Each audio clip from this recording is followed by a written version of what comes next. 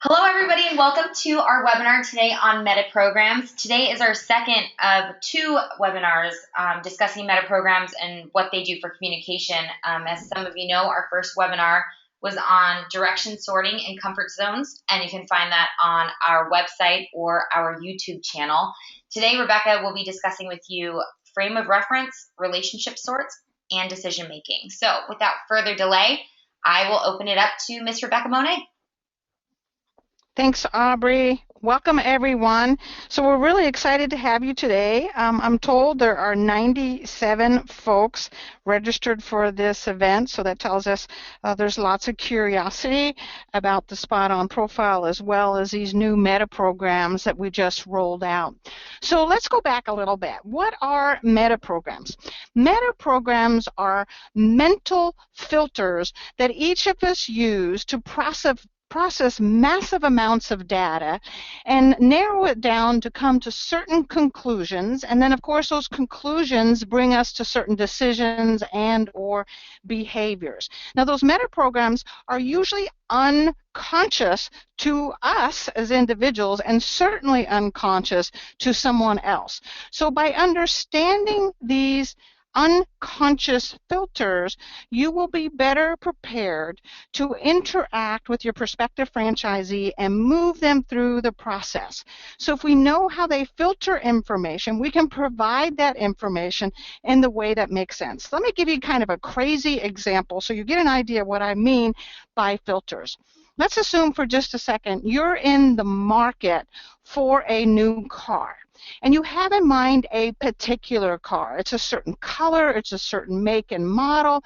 Let's say it's a red Mercedes 500 series. This is what you want, and you got your mind set on that. So you get out on the freeway of life, and how many red 500 series Mercedes do you see out on the freeway? You notice every one of them, right? And all of a sudden, you're filtering based on this criteria or this filter you've created that filters in or out those things. But prior to being interested in buying a new car or that car in particular, you didn't notice all of those vehicles on the road before. So that is a filter or a process that allows us to take in massive amounts of data where we can process them more quickly and come up with certain conclusions. Now, the challenge with meta programs, of course, is they can cause conflicts, especially if you and your prospective franchisee are using different types of meta programs or filters. In fact, folks that have different filters than we have oftentimes appear to us as being obstructive or difficult when in essence, they're really just different. They process information differently and therefore react, respond, make decisions differently than you and I make. So this is the last page of your SpotOn profile. And like all of our courses, we design the courses for those of you that are using the SpotOn profile to better use it. And for those of you not using the SpotOn profile yet, that you still come away with some information that's valuable that will help you close more deals. So today we're going to be talking about these three filters. And on your reports, of course, it will tell you a little bit in bulleted points what these filters mean. And of course, that will help you then provide the data, the information, the processes to your prospective franchisees. So these filters basically answer certain questions. You wake up in the morning and you go to sleep at night with thousands of questions you're asking yourself every single day. And those questions then will have the world, your work, your business environment, your social life, your home environment, answer those questions. So let's assume one of the questions you're asking yourself on an unconscious basis is am I doing a good job? Am I a good salesperson? Am I a good husband? Am I a good wife? Am I a good mother? Am I a good father? Am I a good friend? And how do I know that I'm good? This is a question we ask ourselves on a daily basis, only we're not conscious of it. And these filters then will bring in data that will allow us to answer that question to say yes, no, or where we are in measurement to that question. So there are two primary ways that this filtering process works. One individual will be what we call an internal sorter, and another individual will be an external sorter. So an internal sorter is someone that doesn't like a lot of critique. They kind of know when they're on the right track or doing a good job or being successful by an internal kind of compass or mechanism that just says, I know this is the right way. This is the answer. I'm doing a great job. So they are highly motivated individuals and oftentimes inflexible. They don't particularly like to hear critique, and oftentimes they will disregard evidence or information that does not coincide with this internal marker. And we'll talk about that a little bit more. The external is someone that loves feedback and critique. In fact, they need it to keep moving down the path. In this case, the due diligence path, the sales path. They need to regularly be told, you're on track, you're doing a good job, kind of marking things off for them so they know they're doing things correctly and succeeding in that process. So they tend to be harmonizing individuals and flexible individuals, and they make their decisions based on concrete facts. So now let's look at the advantages and disadvantages of this internal sorter. So an internal sorter is someone that can keep on keeping on even with little to no feedback. In fact, they don't need it, want it, will oftentimes ignore it. So you'll get them on the due diligence process and that consultative process, and you barely have to say anything to them, and they just continue to go on that path. The challenge, of course, with an internal sorter is if they have this internal marker that says, I'm doing this due diligence process correctly, I'm asking the right questions, I'm seeing enough franchisees, I've done things the right way. If they have a marker inside that is telling them that, if you then share with them evidence, whether it's a spreadsheet or some facts, or even if they get advice from their attorneys and their CPAs and other advisors, including you, that counteracts what they feel is good about the process, they will oftentimes ignore that. And I'm sure you have friends or people you've worked with that are good at this, that they can look at spreadsheets, they can read what's on the internet, they can check certain things out, and no matter what is said outside, they still believe a certain way. They still think a certain way. They actually ignore the data that's available to them. So this is a good, bad thing, right? So the external sorters, some of the advantages of that is, of course, that they are making decisions based on concrete facts and evidence. And as you're moving them through their due diligence process, they're listening, they're reading, they're absorbing, they're asking questions.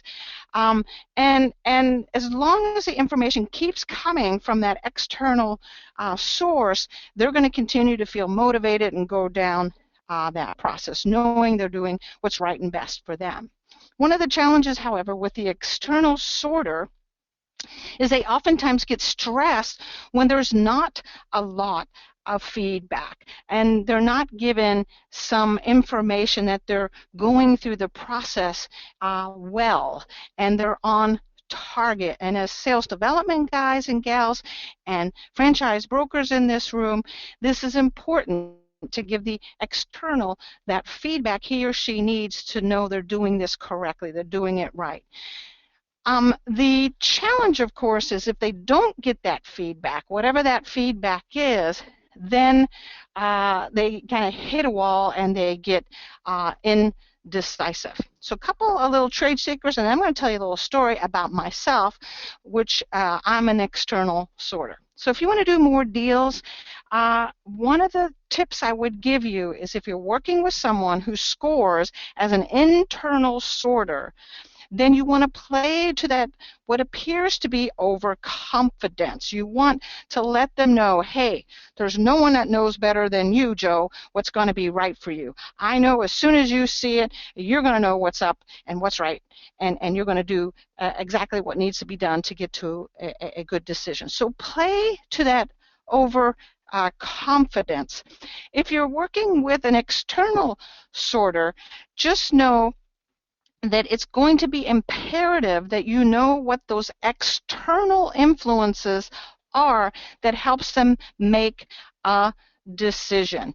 So 2 stories to kind of give you an idea. Actually, let me give you one little story about that.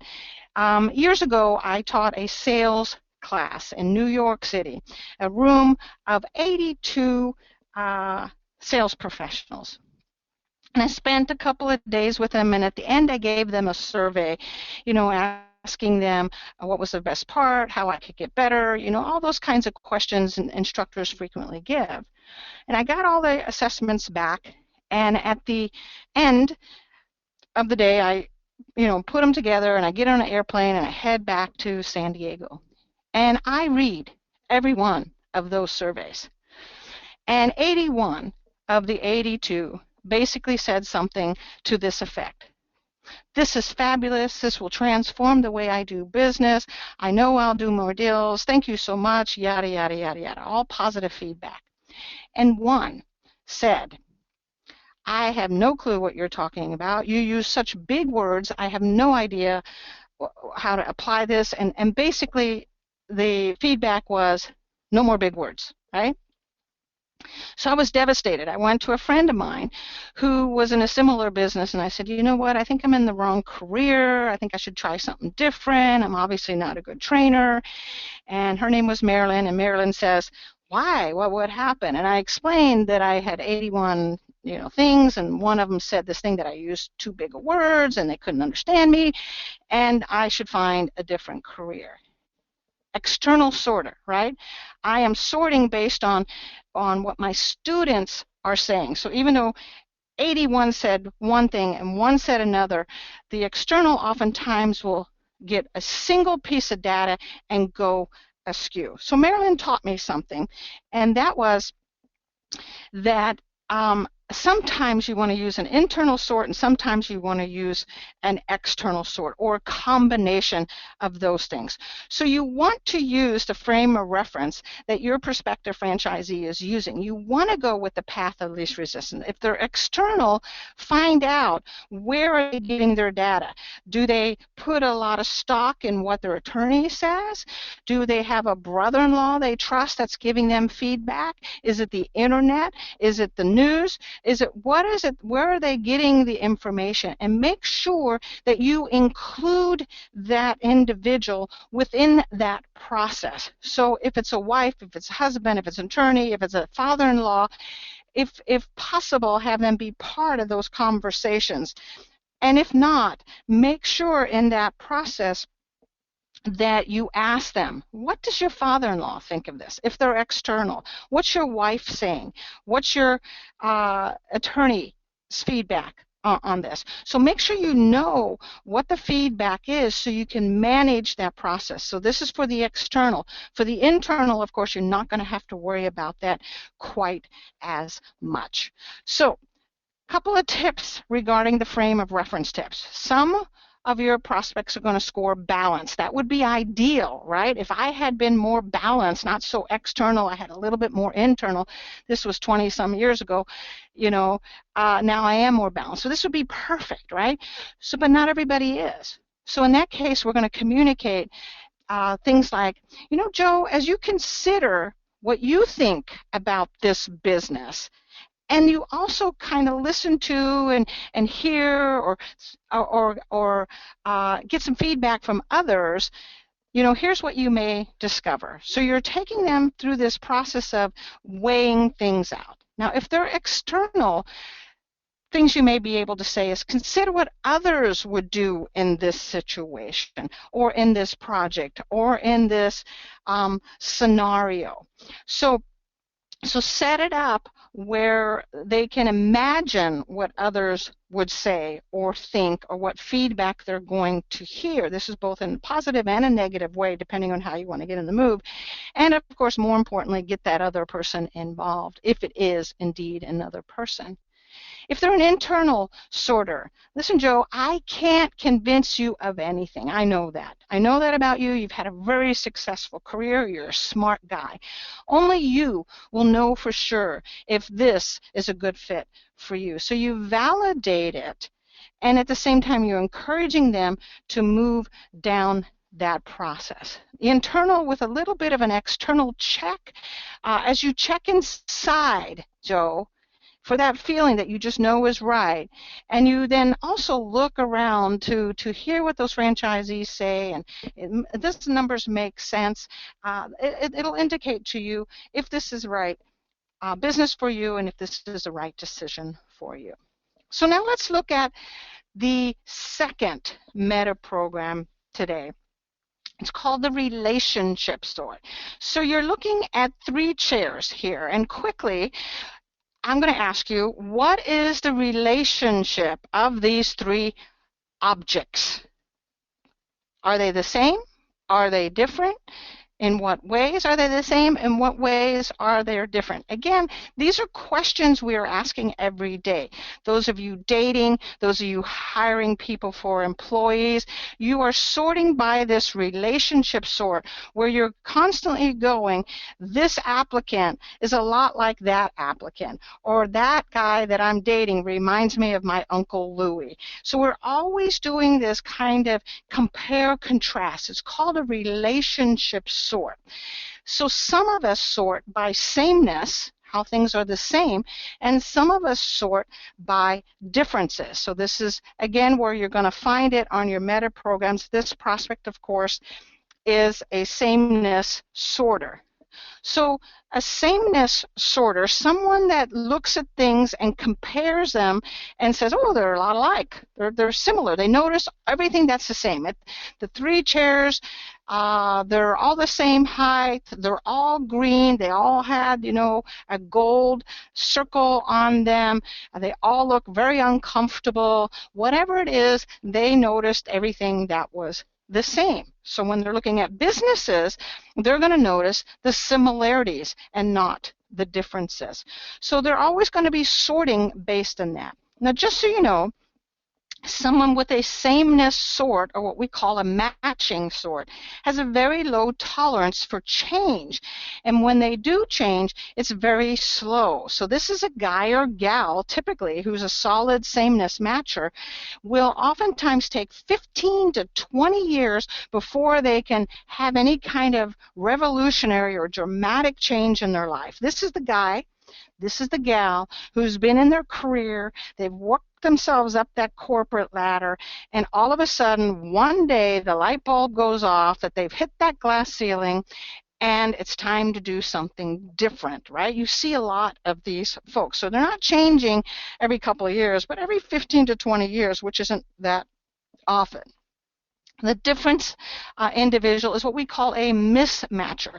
They tend to look at situations at how things are different, so they can go into a situation and say, here are all the things that are different. She is different in this way from Sally. Or as it relates to those chairs, there's 3 chairs, but 2 are going one direction and another is going another direction. In fact, when you look at those chairs, one of them felt completely isolated and alone and separate from those other 2. So they notice the things that are different or dissimilar to one another. So these are folks that have a low tolerance for anything that's static or stable. They need and want major change in their life, ideally every 1 or 2 years. Guys, gals, you probably can relate to this in your dating life or in your careers, where you know folks that jump from job to job or relationship to relationship or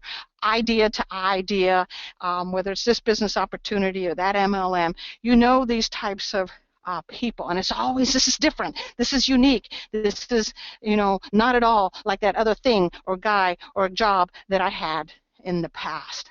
Sameness advantages Obviously, when you're talking to a prospective franchisee that sees sameness, they're frequently looking for agreement. They'll instantly know that you went to similar colleges, or you both like fly fishing, or you both have children by the name of Amy. But they just instantly filter based on your similarities, and it creates some wonderful rapport. And this is obviously a sales technique that we're taught frequently. Doesn't work if you're working with a difference sorter to create a sameness type of connection. I'm sure you've had experiences whether you've done that, and it did anything but build rapport. So the sameness individual, the disadvantages, of course, is this thing called change.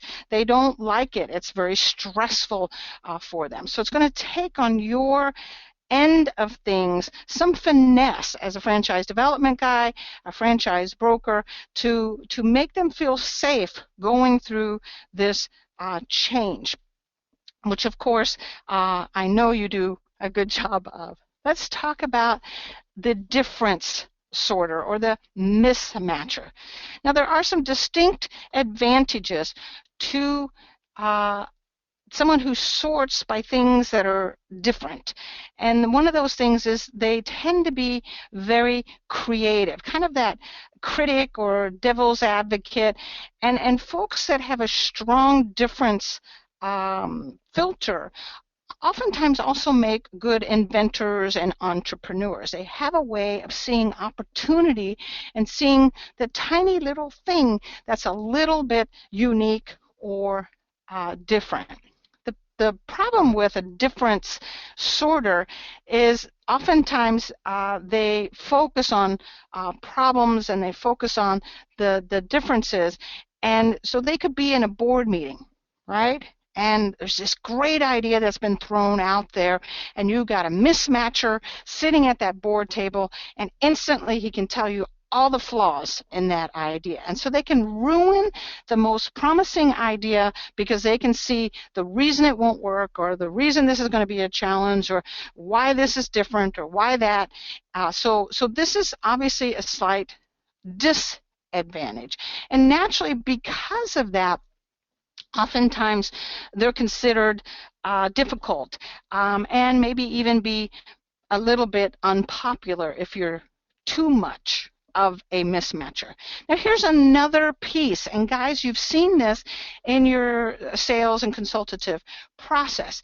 A different sorter is also easily manipulated. They will typically go against the stream. They will go against the opinions of others. So it's not uncommon for a different sorter to pick a business that's trendy or the opposite of trendy, depending on what they think that stream is. So sometimes they go counter the tide simply because they don't want to be like everyone else. So they'll do something that almost is a little counterproductive. And your job, of course, is to manage that mismatcher, acknowledge the differences. You want to definitely say, okay, Joe, here's a couple of businesses. I'm going to show you 3 or 4.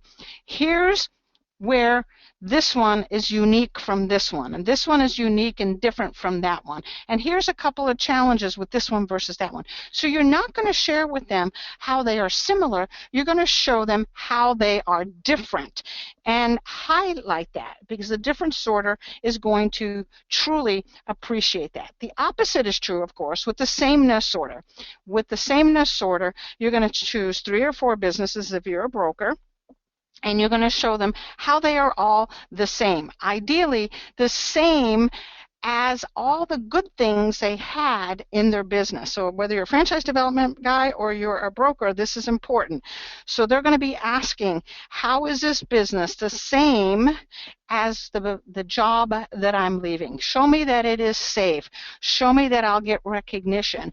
Show me that I'll be able to use my creativity. Show me I'll be part of a team. Find out what they're comparing, what sameness criteria that they need, and then show this candidate how this business is the same as what they had, and that will make them move more quickly. If they see too much difference, if they see too much change, it will feel uncomfortable. So you're showing them how it's the same as what you're asking them to leave, and you're also showing them how, if you're a broker, this business is similar to this business number 2, number 3, number 4, so they can begin to see how they are like. In fact, you're going to use words like that, like, alike, same as, similar, identical, equal. These are words you're going to help them with.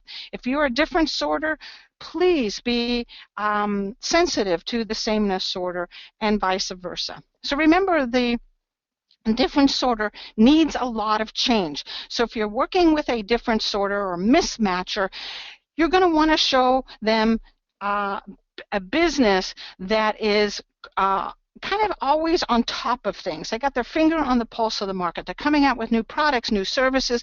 They're staying on top of things.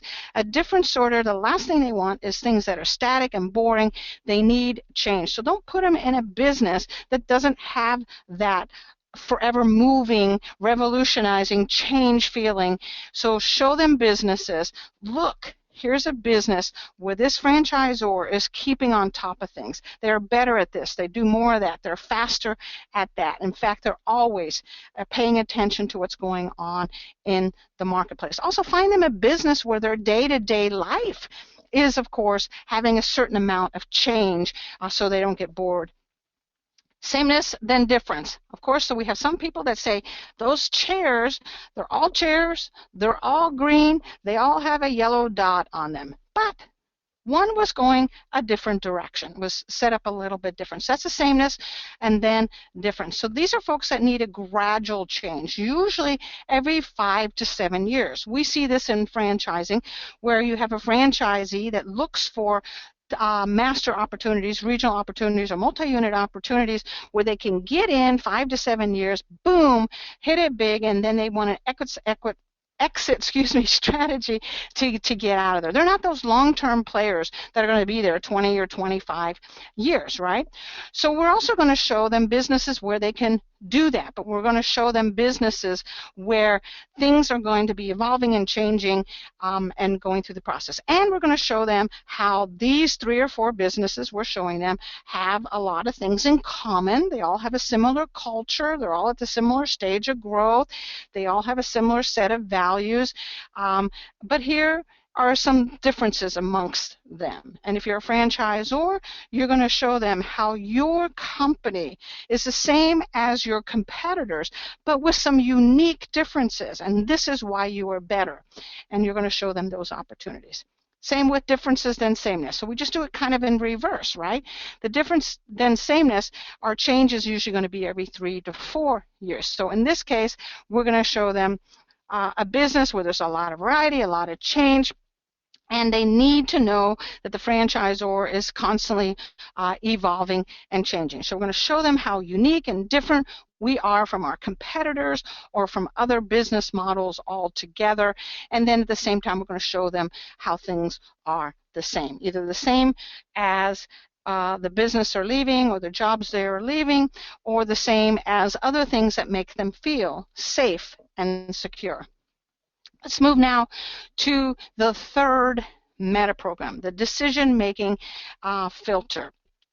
So think about this for a moment. And ladies, you can relate to this probably best as it relates to a shopping excursion. All right, some of us will go shopping and we'll hit the mall and we go up and down and we look at a gazillion things, and women, we have 20 items that are so cute and they're so adorable, and we take them into the dressing room and we put them on one by one, and there's 3 hooks up there, and we separate them into those 3 hooks. This one I gotta have, and this one, if only, and this one, nah, I don't need it.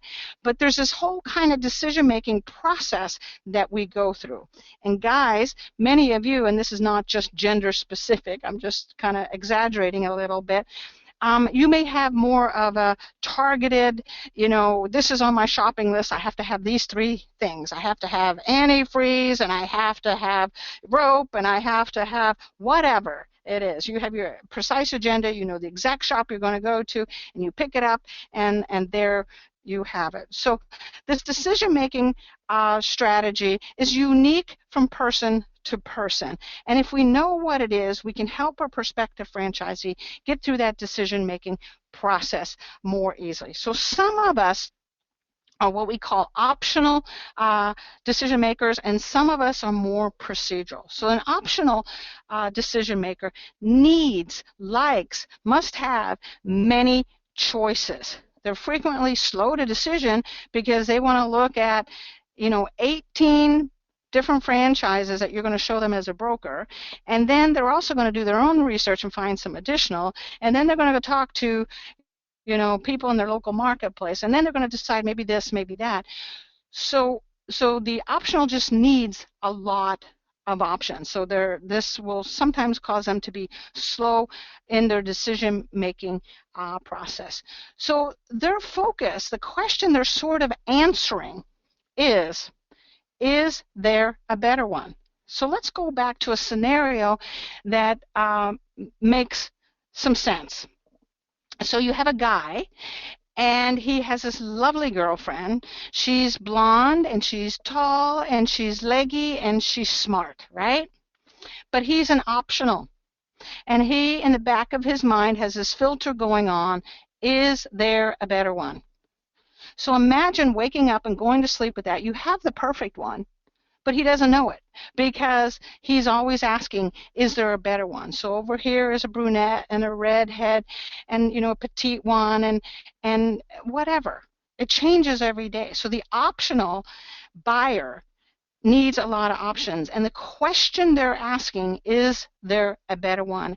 And franchise development guys, brokers, you've had prospects like this, right? That no matter how many concepts you showed them, no matter how many times you proved this is the best option, this is the best choice, their eyes are always, what's the next, glitzy, hot kind of thing. So the procedural, on the other hand, needs 1, 2, maybe 3 choices. They're quick to decision. They come in with a precise criteria and a process that they go through. And the unconscious filter is asking this question: which one is best? Okay, of these 2 options, of these 3 options, which is best? That's it. Between these options, which is best? And a decision is made. Now, 10 years from now, the options may have changed, and what is best has changed. But in the moment, this is my best decision. So he or she is able to make a quick decision because he's not waiting on what's coming on down the line tomorrow or next year or in the future. He's making his decision based on the options that are available today and don't give him a ton of options. So doing it right is more important to them than getting a better one. So I'll give you an example, and this is also another personal story. I have a heavy foot. I drive fast. It's not funny. I get a lot of tickets. And I love cars. I love muscle cars. I love fast cars. I was a collector of cars for years. And about 7 or 8 years ago, I got 3 speeding tickets in 18 months. And of course, my insurance went crazy, and I was frustrated with myself. And so I called a friend of mine who is a car dealer. And I said, Al, I need a car that goes slow. I'm a procedural buyer. Okay? I need a car that goes slow. And it can't be a big car because I live in a city and I need to be able to park in tight spots. So those are my 2 criteria, right? So Al says to me, I'm going to bring you a car on Friday evening, and you're going to drive it over the weekend. I'm going to pick up the car on Monday. You're going to drive your own car the rest of the week. That following Friday, I'm going to bring you a second car. And then that Monday after, you're going to make a decision. He set up a process. He set up a process for me, gave me 2 options, and a precise first this, then that, then the other.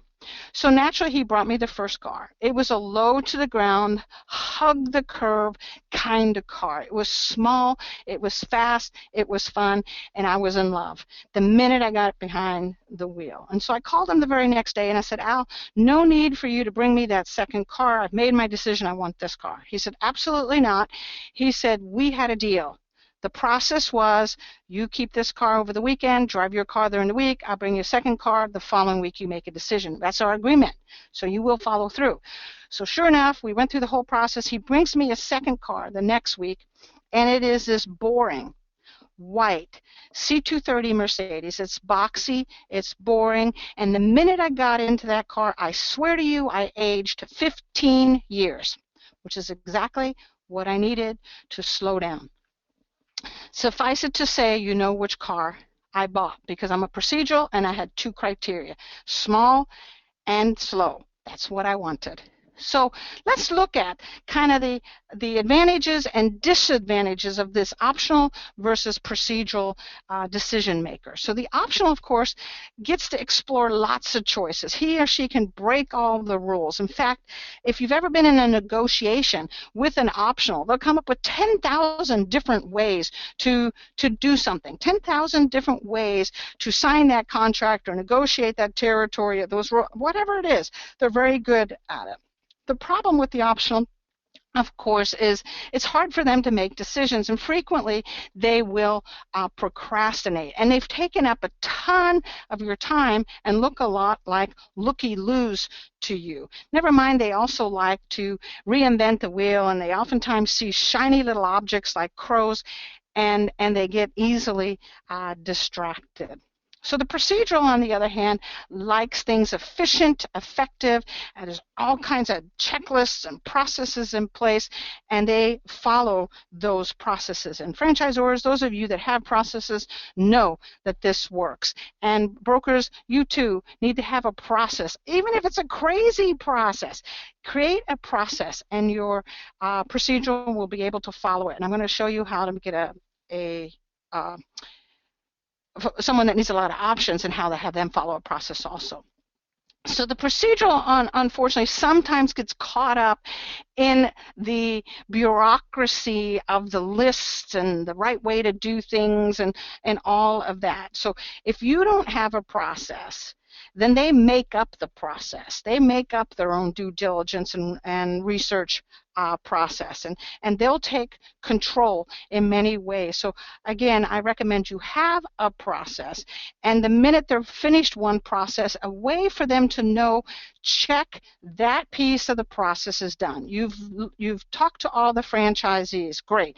Now let's look at the financials. Now let's talk to the attorney. Whatever the process is, you need to have it in place, and they need to have a feeling that they have marked it off in some way. So a couple of little trade secrets. The optional buyer, to tie them in to a decision, you're going to need to create a compare-contrast process.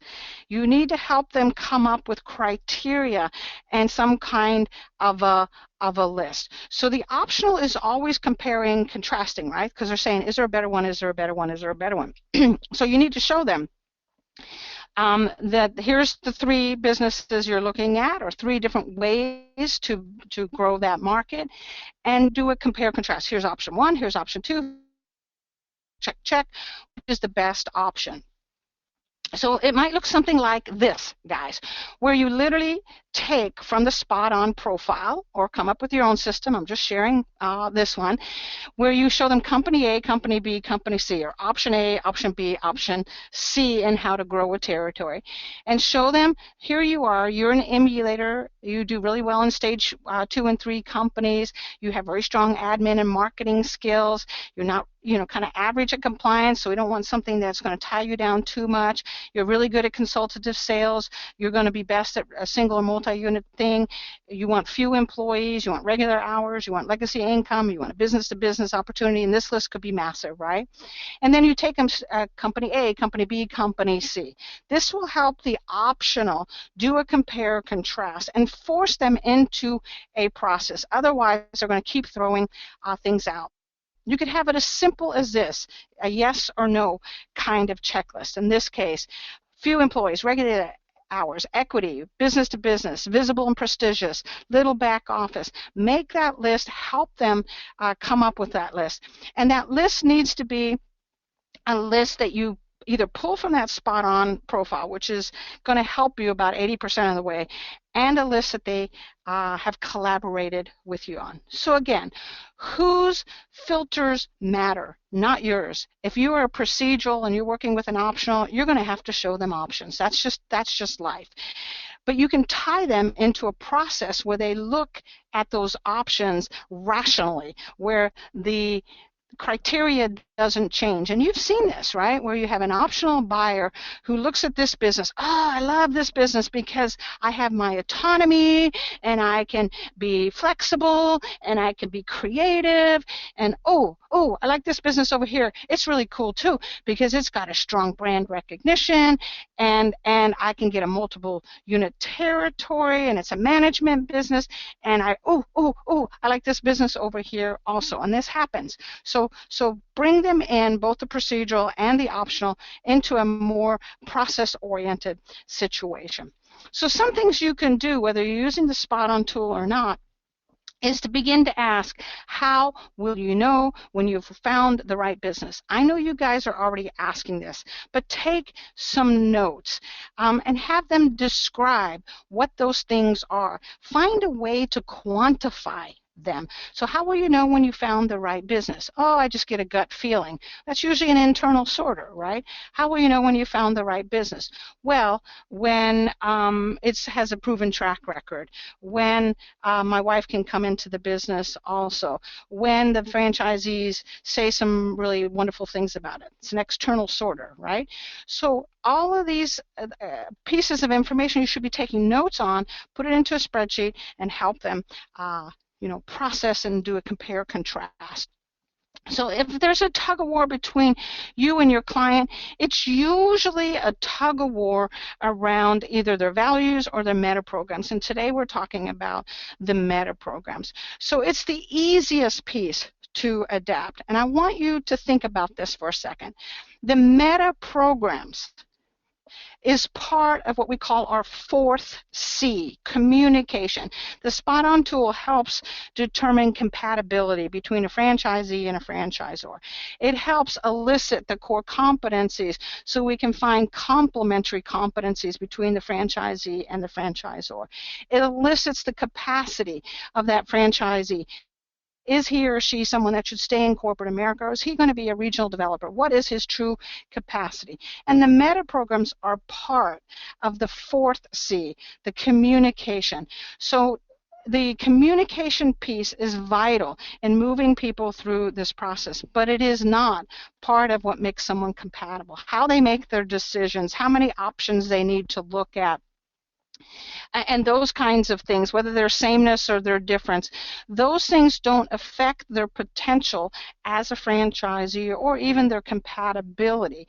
It only affects how you relate and you connect with those individuals and how they ultimately will process and make a decision. So spend a little time and getting to know your prospective franchisees and know these meta programs. Navigate that consultative and that sales process using their meta programs. So we'll open this up to questions at this point. And any of you that are not already active users of the SpotOn, please go back and listen to more of our training or reach out to Aubrey and I, and we'll talk to you about how you can also be a SpotOn subscriber. Aubrey, back to you.